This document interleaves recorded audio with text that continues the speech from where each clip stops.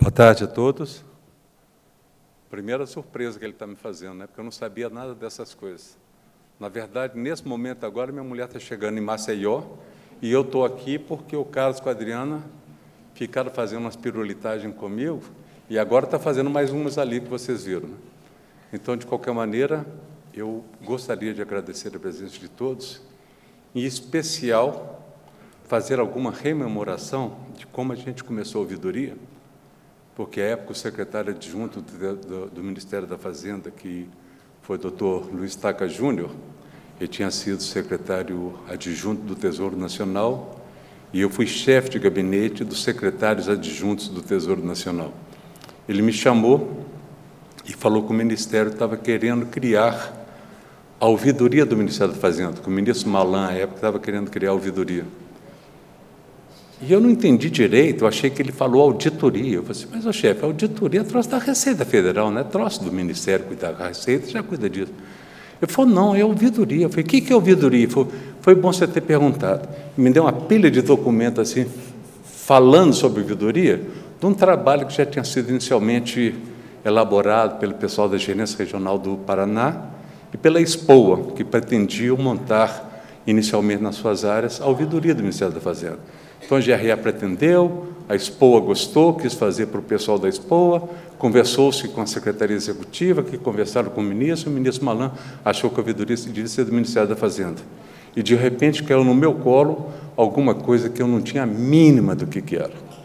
Mas, graças a Deus, e principalmente com o apoio de alguns amigos, tipo o Hélio Rios, que foi agora recebeu a sua lembrança, né? O Erasmo, que está ali sentado, que foi também meu braço direito na ouvidoria, a gente conseguiu fazer algumas coisas e, à época, um pouco antes da gente sair, a ouvidoria do Ministério da Fazenda já era considerada a ouvidoria de melhor qualidade do Poder Executivo Federal. Não só isso, como também apoiou, mostrando como é que funcionava a ouvidoria do Ministério da Fazenda, para mais de 30 entidades que pediam, à época, como era o sistema da ouvidoria, como que a ouvidoria fazia.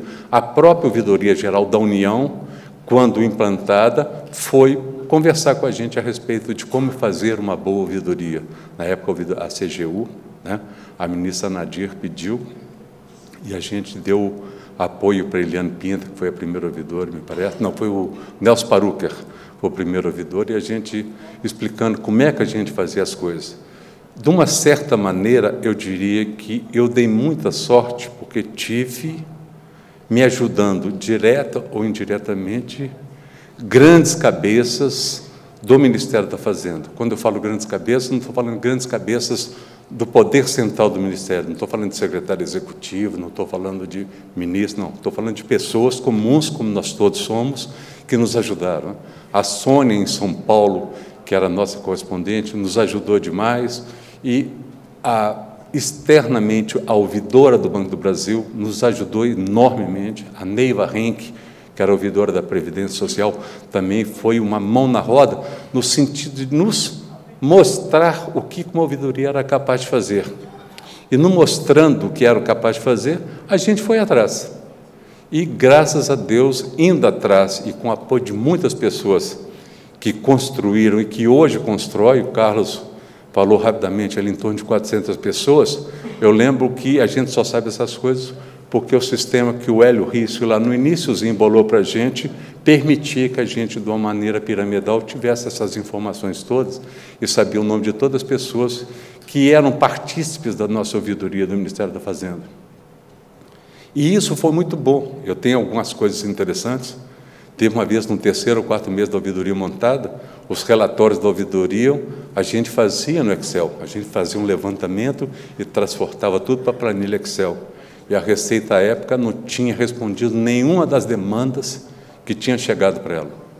Tinha mais de 400 demandas para a Receita e nenhuma era respondida. E eu estava trabalhando naquele negócio, falei, meu Deus do céu, o que está acontecendo com a Receita? Não está dando nem bola para que a ouvidoria.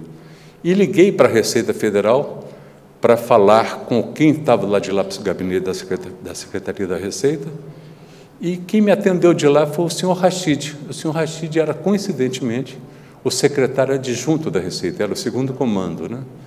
E quando eu falei com ele, ele falou: Dini, você pode me mandar isso numa planilha Excel? Eu falei: posso. A Receita gosta muito de números no papel, né? Tipo, uma planilha mostra claramente para ela. E quando eu mandei para ele isso, ele entendeu e começou a apoiar para que a gente pudesse também, dentro do contexto da Receita Federal, fazer um bom trabalho. Então, tem casos dessa natureza que foram acontecendo com um, com outro, e visita todas as unidades, nós visitamos todas as gerências regionais, o doutor Taca pediu que a gente fizesse uma visita a todas as unidades do Ministério da Fazenda, o Erasmo me acompanhou em algumas delas, o Delano, que foi o segundo ouvidor comigo, me acompanhou em algumas outras delas, foi muitas vezes conversar com o Hélio Risso lá no Paraná, pedindo apoio para mudar isso, ou para mudar aquilo, ou para acrescentar isso, ou para acrescentar aquilo, para que a gente pudesse desenvolver um bom trabalho. Eu diria que a ouvidoria tem que ser uma porta por onde o cidadão se faz ouvir dentro do nosso contexto, né? O cidadão brasileiro, ele é extremamente, tem as costas muito peso relacionado com os tributos, com a carga tributária que tem sobre ele. Então, se a gente não tiver dentro do contexto do Ministério da Fazenda uma unidade que dê apoio e suporte para que ele possa, ao menos, reclamar e fazer as suas indagações a respeito de coisas que podem acontecer com ele, fica muito difícil para o cidadão aguentar essa canga sozinho. Então, de uma certa maneira, quando a gente criou a ouvidoria, a gente estava pensando sempre nisso, né? A gente tem que fazer disso aqui um local onde o cidadão se sente confortável para fazer a sua reclamação, a sua denúncia, a sua sugestão, e muitas sugestões a gente recebeu que permitiram que a gente, com elas, pudesse aprimorar o nosso serviço, né? Eu fiquei na ouvidoria do Ministério aproximadamente 7 anos, porque a ouvidoria, quando foi lançada, e hoje é o dia, no fundo, já estava tudo pronto e estava se sempre empurrando mais um dia para frente para a inauguração da ouvidoria. Aí eu falei para o Taco: vou inaugurar a ouvidoria no dia 12 de junho, que é uma maneira de eu prestar uma homenagem às nossas mulheres pelo Dia dos Namorados. E foi assim que a ouvidoria começou a funcionar. O número 0800 702 1111, eu tinha 3 ou 4 números para botar, fui lá conversar com a Gil Denora, que à época era Expoa. Falei: Gil, qual desses números aqui que você acha que seria um número interessante para a ouvidoria? Aí viu lá 702 1111, falou: Diniz, 11 aqui, tem novembro, que é o meu mês de aniversário, então vai ser esse número. Então, esse número, que hoje é o número da ouvidoria para atender o cidadão que usa o nosso serviço pelo telefone, foi em decorrência do mês de novembro, seu aniversário da Gil Denora, à época, era a esposa do Ministério da Fazenda. Então, tem umas coisas que aconteceram. A Sônia está aqui, ela deve se lembrar de uma época que eu liguei para ela, falei: Sônia, eu vou precisar de uma gentileza tua. O ministro Recupero, o ministro Recupero tinha sido ministro da Fazenda, está precisando do apoio dele para responder umas pendências que ele tem aí com a Receita Federal. Eu posso mandá-lo aí conversar com você? Ela falou: pode. E o ministro foi lá conversar com a Sônia, com o secretário, o segundo em comando lá da Superintendência de São Paulo, e ele depois me fez uma cartinha muito airosa, muito simpática, e agradecendo não só o que nós fizemos por ele, como a maneira gentil e generosa como ele foi recebido. Então, são coisas que vai ficando e que mostram para a gente que a gente deve estar no bom caminho, né? Eu acho que a sensação que a gente tem que ter é essa, né? Quando a gente vai para casa, a gente ter a sensação que está no bom caminho. E muitas outras coisas aconteceram, né? Foi muito prazeroso para a gente, às vezes que eu cheguei para o doutor Taca ou para o doutor Almério, que logo em seguida foi o secretário executivo adjunto, eu despachava normalmente com os secretários executivos adjuntos, e falar que mais uma unidade do complexo federal estava pedindo apoio para montar a sua ouvidoria, estava pedindo o nosso sistema, estava pedindo para ir passar uns dias lá com a gente para aprender alguma coisa, para fazer alguma coisa. E não foram poucas unidades que pediram, não. Foi do Brasil. Até Tribunal de Contas pediu para a gente, não daqui do DF, mas até Tribunal de Contas pediu para a gente: como é que vocês montaram a ouvidoria? Como é que o sistema de vocês funciona? Tem como a gente mandar alguém fazer um estágiozinho aí com vocês? E era uma trabalheira louca, mas era muito agradável. Esse caso do Rachid, que eu contei agora há pouco, depois que eu desliguei o telefone, eu fiquei até com vergonha, porque era 11h30 da noite. Eu estava 11h30 da noite fazendo o relatório e liguei para lá, está lá o Rachid também, como segundo em comando da Receita, no trabalho. Então, você vê que o Ministério tem muitas pessoas, tem muitas formiguinhas, e tem gente de todo tipo, de toda classe, de todo status hierárquico dentro do Ministério, trabalhando. As pessoas que foram colegas nossos da ouvidoria das unidades Receita, Tesouro, muitas delas, por estarem o tempo todo em contato com a necessidade do cidadão, começaram a ter dentro das suas unidades uma área de passagem para lá e para cá, e em pouco tempo depois começaram a virar assessores do chefe principal da área, assessores do secretário, pelo conhecimento que ele passou a ter da casa.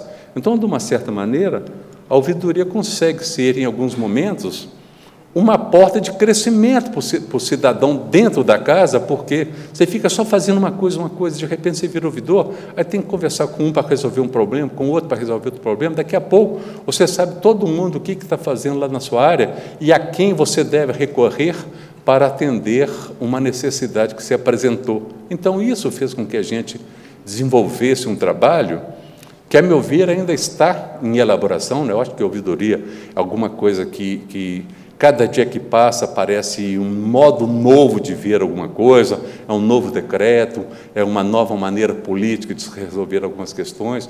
Eles citaram agora há pouco aqui na mesa que, com esse acesso universal aí que temos agora a informação, quer dizer, deve estar vindo uma sobrecarga extremamente elevada para a turma da ouvidoria.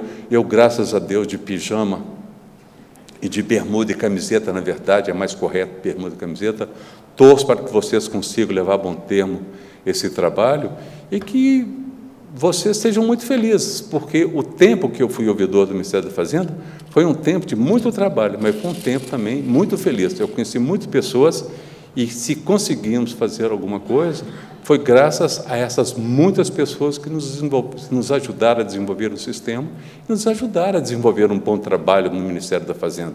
Deve ser por isso até que o ano passado eu ganhei uma medalha aqui de bom serviço prestado ao Ministério da Fazenda, que até está aqui no peito, porque eu muito me orgulho dela, porque, de fato, eu tenho a sensação hoje que eu dei para o Ministério a cota que eu podia dar. Então, agradeço ao Ministério por essa oportunidade que me foi dada, e agradeço ao Carlos pela generosidade do seu convite e de vocês por estarem me ouvindo. Muito obrigado a todos, tenham uma boa tarde.